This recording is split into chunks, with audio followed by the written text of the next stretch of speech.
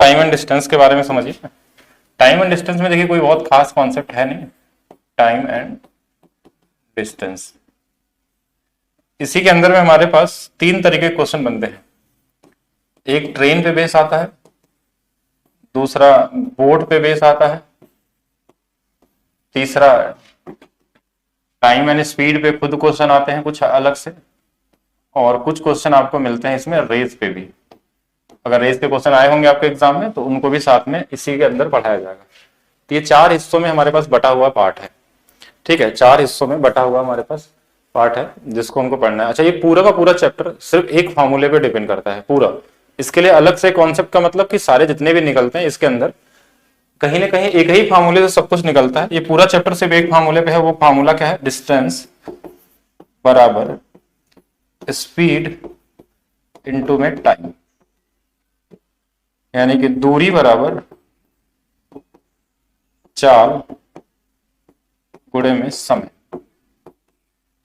और सारा गेम इसी में चलता है, यानी कि जितने भी इसके अलावा फार्मूले बने हैं इसके अंदर में सब यहीं से निकल के बना हुआ है। अब रही बात टाइम एंड डिस्टेंस है तो इसमें कई सारी चीजें और भी अटैच हो जाती है, जैसे परसेंटेज भी इसमें यूज हो जाता है, रेशियो भी इसके अंदर में यूज हो जाता है। इसके अलावा इसमें आप देखेंगे औसत का भी यूज होता है, क्योंकि औसत चाल पूछा आता है तो औसत के भी यूज कर सकते हैं आप। तो कई चैप्टर का कॉम्बिनेशन वाले क्वेश्चन भी साथ में बनते हैं, तो उनको लगता है कि ये अलग टॉपिक हो गया। नहीं, सारा का सारा कहीं ना कहीं इसी पे डिपेंड करता है।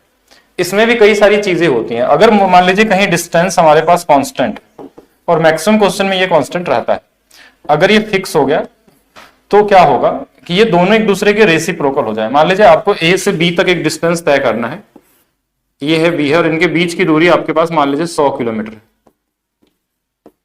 तो अगर आपकी चाल बढ़ेगी तो आपको पहुंचने में बी तक पहुंचने में समय कम लगेगा। अगर आप स्पीड को स्लो करते हैं तो थोड़ा ए से बी पहुंचने में टाइम आपका ज्यादा लग सकता है पहले के मुकाबले में।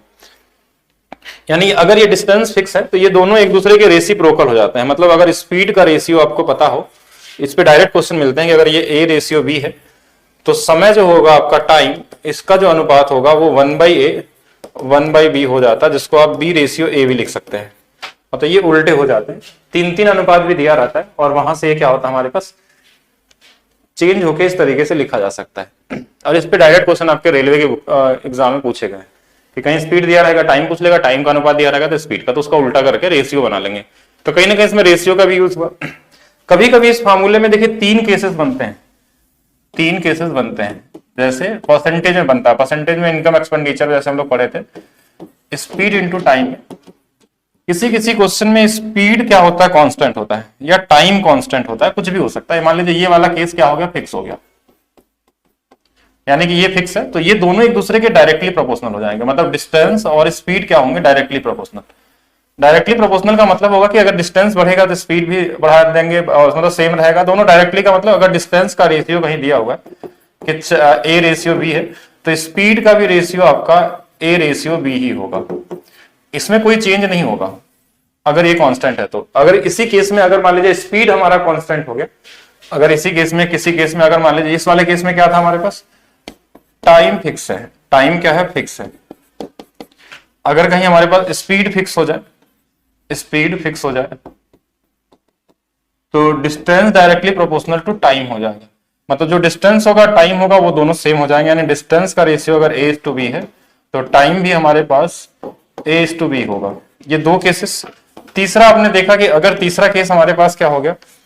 तीसरा केस अगर हमारे पास डिस्टेंस अगर फिक्स हो जाए, अगर ये क्वेश्चन में अगर हमको कांस्टेंट दे दिया, फिक्स दे दिया, ठीक है, तो उस केस में स्पीड और टाइम एक दूसरे के रेसिप्रोकल उल्टा होते हैं, इसलिए इस पे सबसे ज्यादा क्वेश्चन बनता है कि अगर ये a रेशियो b है तो टाइम क्या हो जाएगा? 1/a रेशियो 1/b, या फिर इसको b रेशियो a भी लिख सकते हैं। तो 3 केसेस बनते हैं, और इन्हीं 3 केसेस पे क्वेश्चन आपके एग्जाम में पूछे जाते हैं। वो आप रेलवे का एग्जाम दीजिए या सीजीएल का दीजिए या फिर कोई भी एग्जाम दीजिए, वनडे एग्जाम, हर जगह आपको इसी पे क्वेश्चन आपको मिलते हैं। और इसके अलावा कुछ कुछ कॉन्सेप्ट अपना खुद का भी होता है इनके टॉपिक का, जैसे रेस हो गया या ट्रेन हो गया या बोट हो गया। तो बोट की अपनी क्वालिटी है कि बोट जमीन पे नहीं चलता है। जमीन पे अगर चलने की बात करें तो जमीन पे जो चीजें चलती हैं, यानी कि अगर हम रोड पे बात करें तो रोड पे रोड हमेशा फिक्स रहता है, वो कभी चलता उलता नहीं है, वो अपने जगह में फिक्स है। हमारा गाड़ी जो भी चलते हैं, आप खुद चलते हैं, तो वो एक ही चीज यहाँ मूवेबल होती है। लेकिन बोट वाले केस में क्या होता है कि वो पानी में चलता है, तो पानी भी कई जगहों पे क्या होता है कि चलता हुआ पानी भी होता है और शांत पानी भी होता है। तो उसके कुछ अलग छोटे छोटे चीज और भी जानने की जरूरत पड़ती है टाइम एंड डिस्टेंस को पढ़ने के लिए, यानी इसके अंदर के टॉपिक को पढ़ने के लिए।